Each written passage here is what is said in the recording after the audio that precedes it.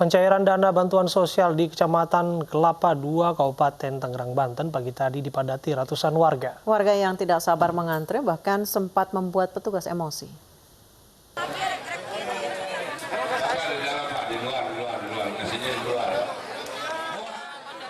Sejumlah warga Kecamatan Kelapa II, Kabupaten Tangerang, Banten terlibat saling dorong saat mengantre pencairan dana bantuan sosial. Warga yang tidak sabar memaksa untuk bisa masuk. Hal ini sempat membuat petugas yang berjaga emosi dan terpaksa menghentikan sementara penyaluran agar warga bisa kembali tertib. Dana bantuan sosial tahap ketiga ini disalurkan Kementerian Sosial sebesar Rp600.000 ke 1.084 warga Kelapa II, Kabupaten Tangerang. Kenapa sih Bu itu dorong-dorongan saya rebutan Bu? Ya pengen pada duluan. Oh gitu. Terus ini dapatnya berapa di sih? 600. Hari ini untuk desa Bojongnangka itu ada 1084. Ini kita pembayaran tahap 3 yang terakhir. Meski mayoritas warga patuh untuk menggunakan masker, namun dalam penyaluran ini kesadaran warga untuk menjaga jarak satu sama lain masih rendah. Dari Kabupaten Tangerang, Banten, Aimarani, iNews melaporkan. Kita beralih ke informasi terkait KRI Teluk Jakarta 541 tenggelam di perairan Masalembo, Pulau Kangean, Jawa Timur. Diduga kapal tenggelam akibat bocor. Kapal perang yang digunakan sebagai armada pendarat pasukan TNI Angkatan Laut tersebut bocor setelah dihantam gelombang tinggi. Saat kejadian gelombang tinggi berkisar 2,5 meter.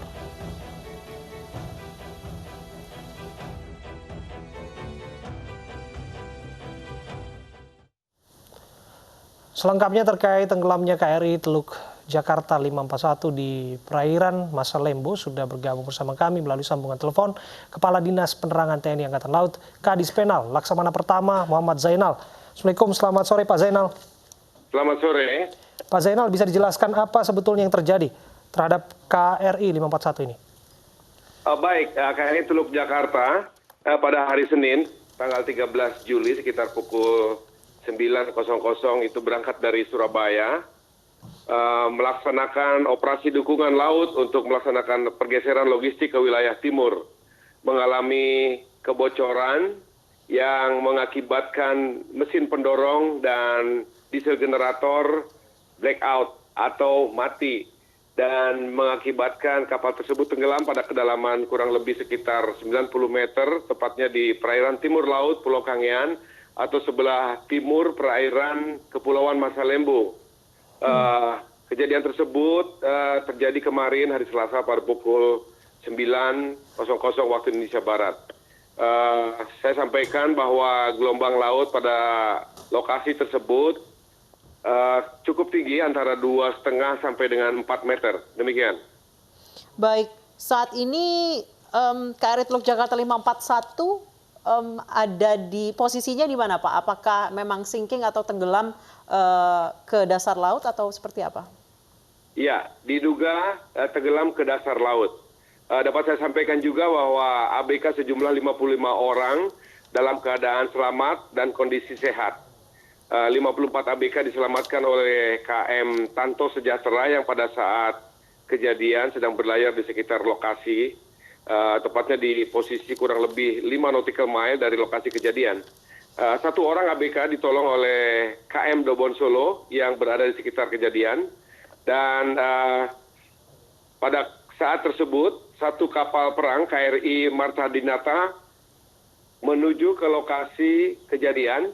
Dan tadi malam sudah berjumpa dengan KM Tanto Sejahtera, kemudian bergerak ke arah utara mencari lokasi dan melihat cuaca gelombang yang memungkinkan untuk melaksanakan transfer personil sebanyak 54 ABK dari KM Tanto Sejahtera menuju KRI Marta Dinata. Okay. Dan alhamdulillah 54 personil tersebut sudah berada di KRI RE Marta Dinata. Saat ini sedang berlayar perjalanan menuju ke home base Surabaya dan diperkirakan akan tiba esok hari Kamis pukul 10 waktu Indonesia Barat. Baik, Pak Muhammad Zainal, berapa usia dari KRI Teluk Jakarta 541 ini, Pak? Kapal tersebut dibuat di galangan kapal Finnwerf Wolfgas Jerman Timur pada saat itu pada tahun 1978. Jadi usianya hingga saat ini kurang lebih 42 tahun dan masuk ke jajaran Angkatan Laut itu pada tahun 1993. Baik, pada saat berlayar kondisi kapal seperti apa, Pak?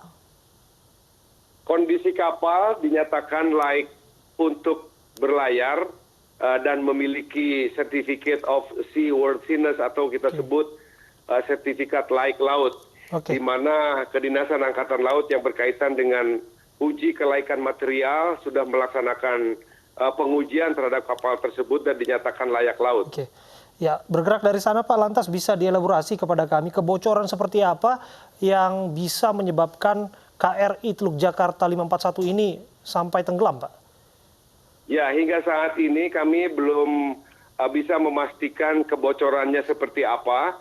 Namun yang jelas komandan kapal beserta seluruh ABK-nya berupaya keras untuk menyelamatkan terhadap kebocoran yang terjadi dalam ruangan mesin. Namun karena mesin pendorongan dan diesel generator dalam keadaan blackout, kapal secara perlahan tidak dapat diselamatkan dan akhirnya tenggelam. Baik, seperti apa Pak cuaca di Masa Lembo ketika kapal dihantam gelombang tinggi? Apakah memang cuacanya sangat buruk ketika itu? Ya, menurut informasi yang saya terima pada saat kejadian, cuaca ini berawan dan gelombang di laut tersebut cukup tinggi, antara 2,5 sampai dengan 4 meter. Demikian. Oke. Difungsikan untuk apa KRI Teluk Jakarta ini dalam beberapa trip terakhirnya, Pak?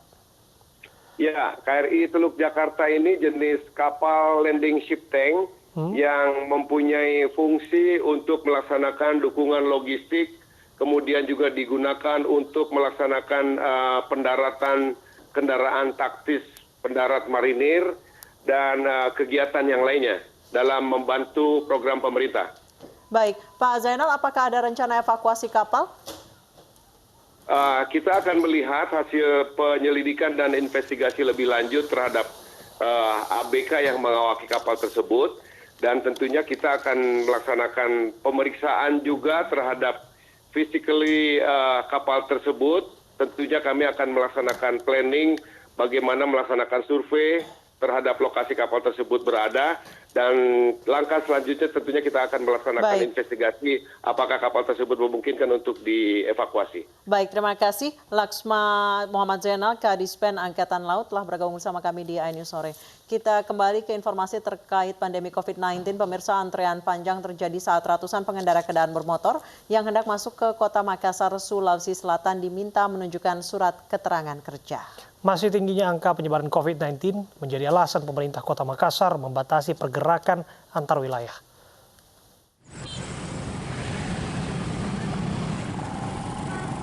Antrean panjang ini terjadi di perbatasan antara Kota Makassar dengan Kabupaten Goa, Sulawesi Selatan, Rabu pagi. Ratusan pengendara yang mengarah ke Kota Makassar diwajibkan memperlihatkan surat keterangan kerja.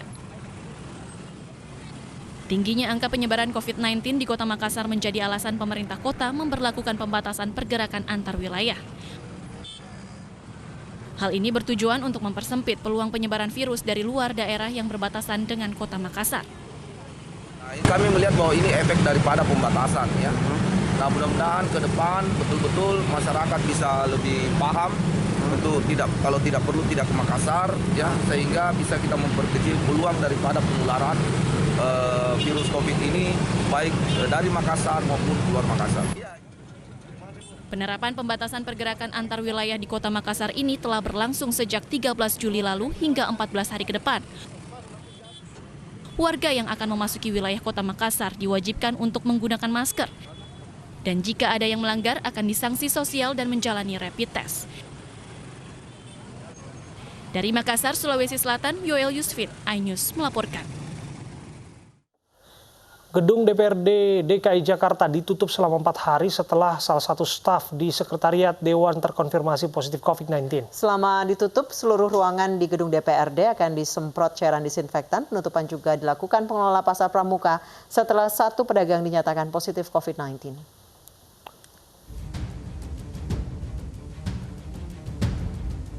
Penutupan sementara gedung DPRD DKI Jakarta mulai dilakukan hari ini setelah salah seorang sekretariat Dewan terkonfirmasi positif COVID-19 usai menjalani uji swab.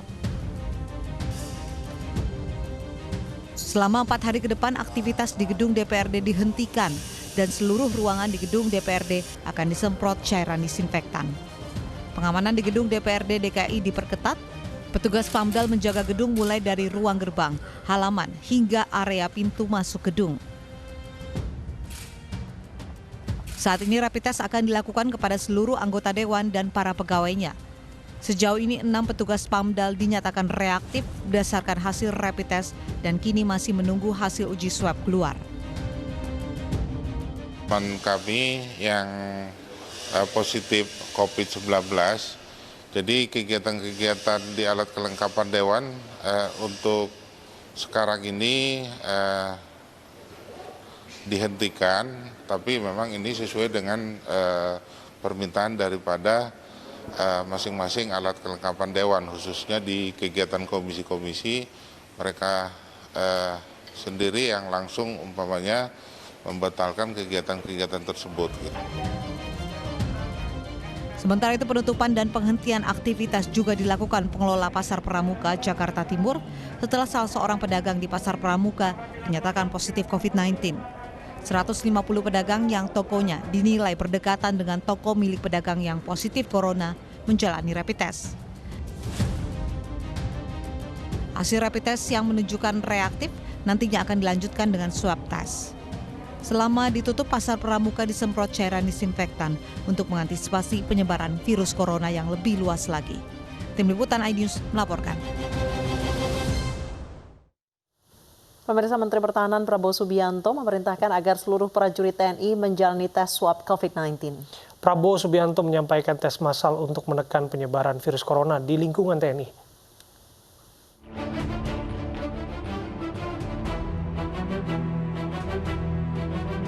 Merespon temuan 1.262 kasus COVID-19 di lingkungan Sejabat TNI Angkatan Darat dan 99 kasus COVID-19 di Pusat Pendidikan Polisi Militer Angkatan Darat di Cimahi, Jawa Barat, Menteri Pertahanan Prabowo Subianto memerintahkan agar seluruh prajurit TNI menjalani swab tes COVID-19.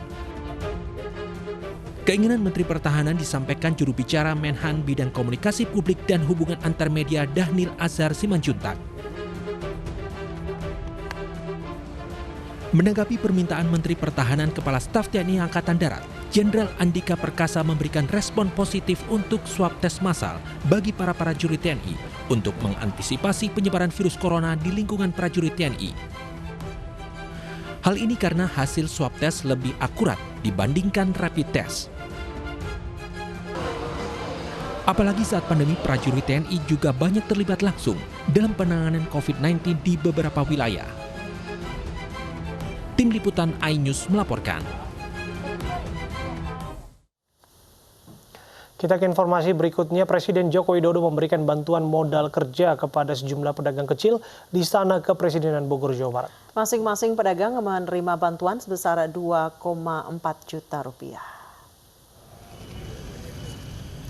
Presiden Joko Widodo memberikan bantuan modal kerja kepada sekitar 62 pedagang kaki lima maupun pedagang keliling di Istana Kepresidenan Bogor, Jawa Barat. Para pedagang menerima bantuan uang sebesar Rp2.400.000. Presiden Joko Widodo berharap bantuan ini bisa menjadi tambahan modal kerja untuk memperbaiki ekonomi pedagang akibat pandemi COVID-19. Rencananya bantuan serupa juga akan diberikan kepada 12 juta pedagang kecil lainnya di seluruh wilayah Indonesia. Meski tengah dalam kondisi yang sulit, Presiden Joko Widodo berpesan agar pedagang tetap bekerja keras dan tidak patah semangat. Saya tahu kondisi di lapangan seperti apa, yang biasanya mungkin sehari bisa berjualan sampai 500.000 atau 800.000, sekarang mungkin hanya 200.000, benar? Separuhnya atau sepertiganya, benar Bu ya? Atau sekarang sudah mulai kembali agak baik? Belum. Itulah memang kondisi yang kita alami. Ini yang mengalami tidak hanya yang kecil saja, yang tengah juga mengalami hal yang sama, yang gede juga mengalami hal yang sama karena Rancangan Undang-Undang Kerjasama Pertahanan Indonesia dan Ukraina disahkan DPR RI. Kedua negara sepakat mengembangkan alutsista dan industri pertahanan.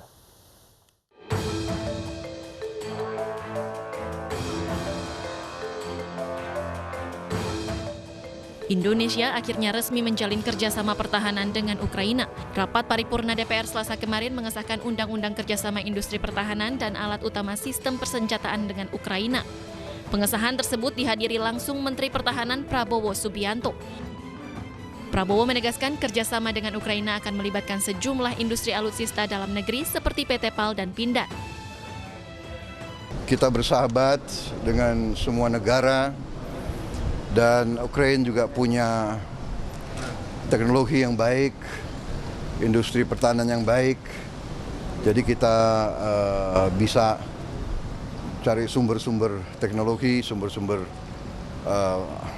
peralatan dari Ukraina. Jadi ini saya kira pentingnya disahkannya RUU ini. Ini berarti ada payung hukum. Jadi kita bisa lanjut dalam kalau nanti kita merasa perlu membeli alat atau teknologi, ada payung hukumnya. Saya kira ini yang artinya debat. Salah satu bentuk kerjasama Indonesia dengan Ukraina adalah pembuatan bersama kendaraan taktis amfibi BTR-4 dan industri pertahanan udara. Selain pertukaran teknologi dan meningkatkan geliat industri pertahanan, kerjasama ini sedianya tetap mengusung prinsip kesetaraan dan menjaga kedaulatan antar negara. Tim Liputan iNews melaporkan. Indonesia menggelar berbagai kerjasama industri pertahanan dengan Ukraina. Kendaraan tempur dan pertahanan udara menjadi salah satu perhatian Indonesia dan Ukraina.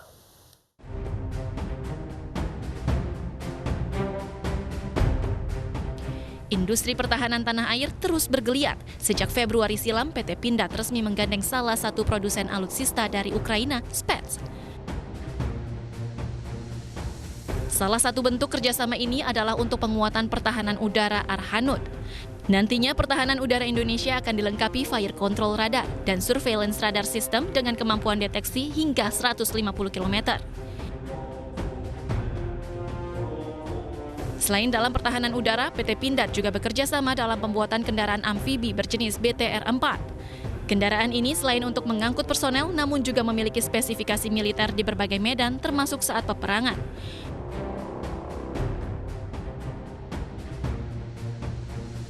BTR-4 memiliki kecepatan maksimal 110 km per jam di darat dan 10 km per jam saat di atas air.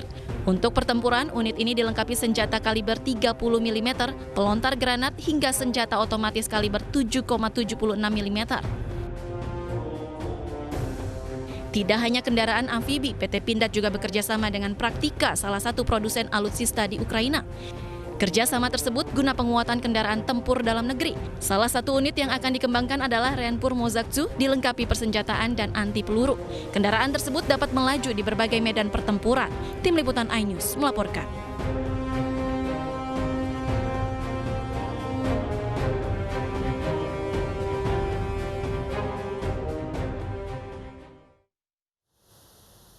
Kembali ke informasi mengenai corona, pemerintah terus menggalakkan kegiatan pemeriksaan, pelacakan, dan perawatan pasien COVID-19 di seluruh Indonesia. Sementara itu jumlah pasien positif COVID-19 di Indonesia kini sudah menembus 80.094 orang. Pemutakhiran panduan tersebut semakin menguatkan pelaksanaan arahan Presiden untuk tetap berkonsentrasi untuk memasifkan 3T, yakni testing, tracing, dan treatment. Khususnya di wilayah Jawa Timur, DKI Jakarta, Jawa Barat, Jawa Tengah, Sulawesi Selatan, Sumatera Utara, dan Papua. Gugus tugas berambisi untuk tercapainya 30.000 pemeriksaan per harinya, bukan saja dengan menambah laboratorium penguji, namun juga memastikan piranti lunak dan sumber daya manusianya sama siapnya. Jadi, hardware atau mesin ditambah software teknologinya, dan ditambah brainware tenaga ahlinya. Kenaikan konfirmasi kasus beberapa hari ini juga menunjukkan aktivitas tracing yang meningkat. Terima kasih kepada semua tenaga kesehatan dari pusat sampai daerah yang tanpa lelah selalu giat aktif menelusuri kontak dan riwayat kasus. Sedangkan treatment atau perawatan memang sudah lebih dulu menunjukkan kemajuan, dengan semakin menurunnya bed occupancy ratio sampai ke kisaran 50%, yang berarti menunjukkan ketersediaan tempat tidur di rumah sakit, terutama rumah sakit rujukan. Sehingga total yang kita periksa akumulasinya totalnya adalah 1.122.339 spesimen. Dari pemeriksaan ini kita dapatkan kasus konfirmasi positif COVID-19. Tambahan yang kita dapatkan adalah 1.522 orang. Sehingga saat ini totalnya menjadi 80.094 orang. Kita perhatikan distribusinya untuk kasus yang kita temukan hari ini sebagai berikut. Jawa Tengah melaporkan kasus baru sebanyak 261 orang, namun juga melaporkan kasus sembuh sebanyak 120 orang. DKI Jakarta 260 orang kasus baru dan 193 orang sembuh.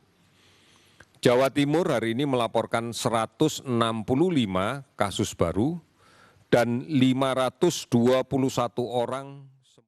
Pemirsa, mari kita dukung para pejuang kemanusiaan dengan peduli melawan penyebaran virus corona. Bantuan bisa disalurkan melalui rekening yang tertera di layar televisi Anda. Ibu sedang susah merintih dan berdoa. Divisi Propam Polri memeriksa oknum polisi yang memberi surat jalan untuk terpidana korupsi Joko Chandra tanpa seizin pimpinan. Informasi selengkapnya usai jeda.